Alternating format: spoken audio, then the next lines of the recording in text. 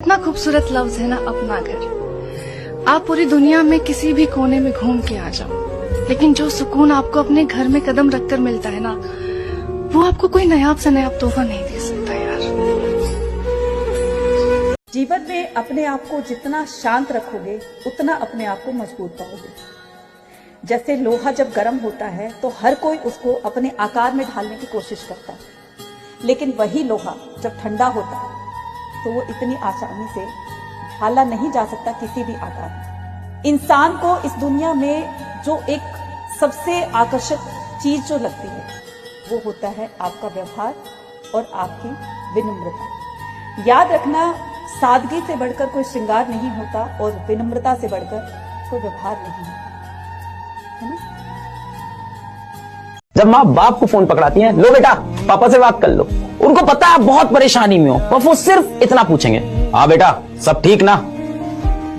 अब आपके मन में चलता है कि मेरी जेब में पैसे नहीं है, खाने को अच्छा खाना नहीं मिल रहा, दोस्त सब यहाँ पे धोखेबाज मिले हैं, दुनिया की असलियत मैं रोज देख रहा हूँ। जिस लड़की से मैंने सबसे ज्यादा प्रेम किया वो छोड़ के जा चुकी है, करियर का कंपटीशन का मुझे कुछ समझ में नहीं आ रहा है। और ये सब सोचने के बाद आप बाप से पता है क्या बोलते हैं, हाँ पापा सब ठीक। बड़ी खूबसूरती से सच छुपाने लगे हैं हम, हाल कोई पूछे तो सब ठीक बताने लगे हैं हम। जब घर का बेटा लाद कर सामान दूसरे देश कमाने जाता है तो सारे परिवार का सर गर्व से ऊंचा हो जाता है, लेकिन गाड़ी में बैठने से ठीक पहले जब वो पूरे परिवार की ओर नजरें दौड़ाता है तो इतनी सारी आंखें एक साथ नम देखकर उसका दिल भर आता है। पिता कुछ बीमार रहते हैं मालूम है उसे, पर वो अपनी जरूरतों के सामने इन जिम्मेदारियों को बेबस पाता है। माँ से नहीं होते अब घर के काम सारे, वो माँ के कंधे पर अपनी पकड़ मजबूत करके उसे अपनी मजबूरियों का एहसास दिलाता है।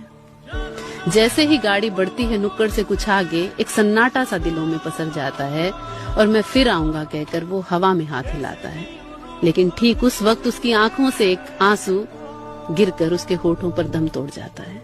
और कौन कहता है कि केवल बेटियां होती हैं विदा, बेटों को भी एक ही दहलीज से नम आंखों के साथ न जाने कितनी बार विदा किया जाता है। मुझसे पूछे घर कहाँ,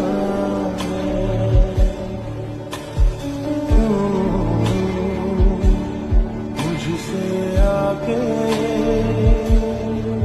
इस दुनिया में 90 to 95% लोग ऐसे होंगे जो कल का सोचकर अपना आज खराब कर लेते हैं। माना कि सोचना बहुत अच्छी बात है अपने कल के लिए, लेकिन उसको इतना भी मत सोचो कि आने वाले कल के लिए अपना आज खराब कर दो। इसका एक छोटा सा एग्जांपल लेते हैं। एक फूल है, फूल को नहीं पता होता कि कल वो भगवान के चरणों में रखा जाएगा या फिर वो किसी कब्र पर रखा जाएगा। तो इसलिए जितना जियो मस्त होकर के जियो, क्योंकि जिसकी मस्ती जिंदा है उसकी हस्ती जिंदा है, वरना तो यूं समझिए कि वो जबरदस्ती जिंदा है ना? इसलिए जियो, खुश होकर जियो, मस्ती में जियो, है ना?